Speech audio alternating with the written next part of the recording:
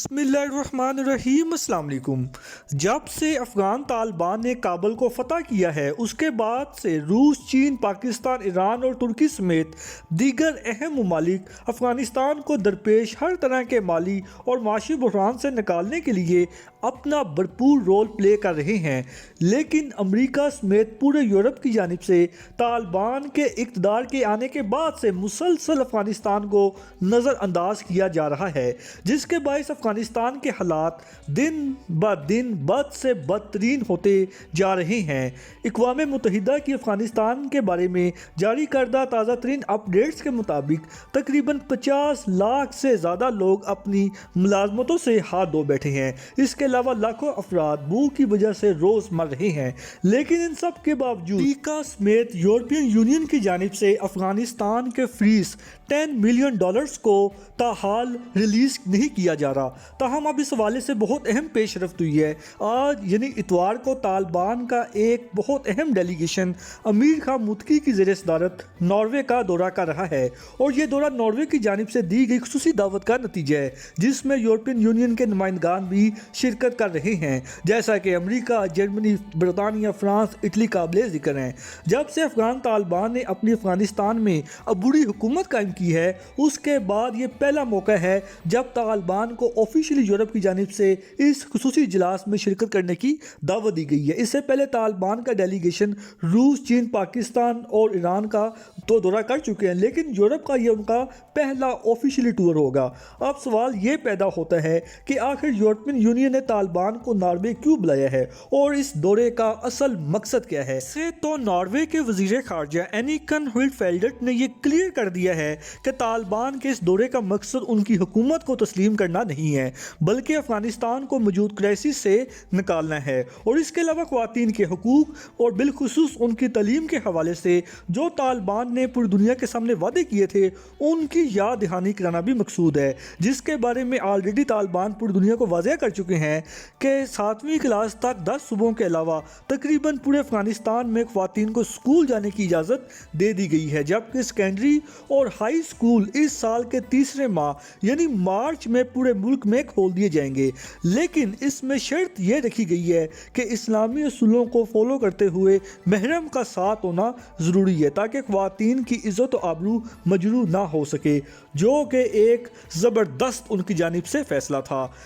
اور یہی وہ اسلامی اصول ہے جس سے خواتین کے ریپ جیسے واقعات میں بھی نمایاں کمی لائی جا سکتی ہے۔ اب دیکھنا یہ ہوگا کہ آیا طالبان پورے یورپ کے سامنے اپنا موقف منوانے میں کامیاب ہوتے ہیں یا نہیں، کیونکہ اس وقت افغانستان کے ساتھ دنیا کی دو بڑی طاقتیں روس، چین اور اس کے علاوہ پاکستان، ایران، ترکی جیسے ممالک کی مکمل سپورٹ حاصل ہے کہ افغانستان میں اپنے جیو اسٹریٹجک انٹرسٹ ہیں۔ اس کے علاوہ اگر بات کی جائے امریکہ سمیت دیگر یورپین ممالک کی، تو وہ بھی افغانستان سے مکمل کنارہ کشی اختیار نہیں کر سکتے۔ ایون امریکہ تو کسی صورت یہ برداشت نہیں کرے گا کہ اس کا افغانستان میں بالکل اثر و رسوخ ختم ہو جائے، کیونکہ سابق افغان صدر اشرف غنی کی حکومت میں امریکہ ہی واحد وہ ملک تھا جس نے سب سے زیادہ افغانستان میں انویسٹمنٹ کر رکھی ہے، جس کو وہ کسی صورت کھونا نہیں چاہتا۔ لیکن امریکہ سمیت پورے یورپ کا طالبان سے پہلے دن سے یہ مطالبہ تھا کہ افغانستان میں ایک انکلوزیو حکومت تشکیل دی جائے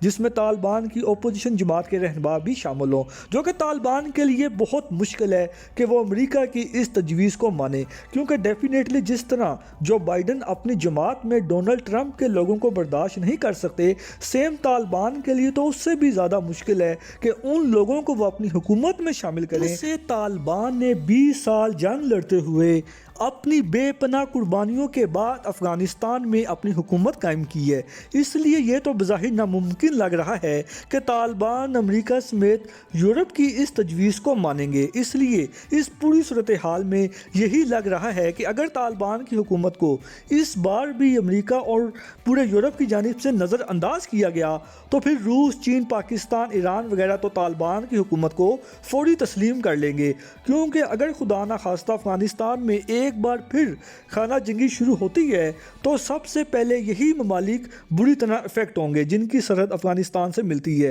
اور ایک بار جب ان ممالک نے طالبان کی حکومت کو تسلیم کر لیا تو پھر ڈیفینیٹلی امریکہ سمیت دیگر یورپین ممالک بھی پیچھے نہیں رہیں گے، جن کے افغانستان میں چین اور روس سے بھی زیادہ بڑے انٹرسٹ ہیں۔ اور ویسے بھی اس وقت پورا یورپ خوف زدہ ہے کہ کہیں روس اور چین طالبان کے اتنے کلوز نہ ہو جائیں کہ وہ ان کی خدمات امریکہ اور نیٹو کے خلاف تائیوان اور یوکرائن کے حوالے سے جنگ کی صورت میں نہ لے لیں، کیونکہ جب سے طالبان نے افغانستان میں امریکہ کو تاریخی شکست سے دوچار کیا ہے تو اس کے بعد سے بالخصوص روس اور چین ہی سب سے زیادہ طالبان کے کلوز دکھائی دیتے ہوئے پوری دنیا کو نظر آئیں گے، جن سے آپ ان ممالک کے نزدیک طالبان کی اہمیت کا بخوبی اندازہ لگا سکتے ہیں۔ فی الحال آج کے لیے اتنا ہی، ملتے ہیں انشاءاللہ اگلی ویڈیو میں، تب تک کے لیے اجازت۔ اللہ پاک ہم سب کا حامی ناصر ہو۔ پاکستان زندہ باد۔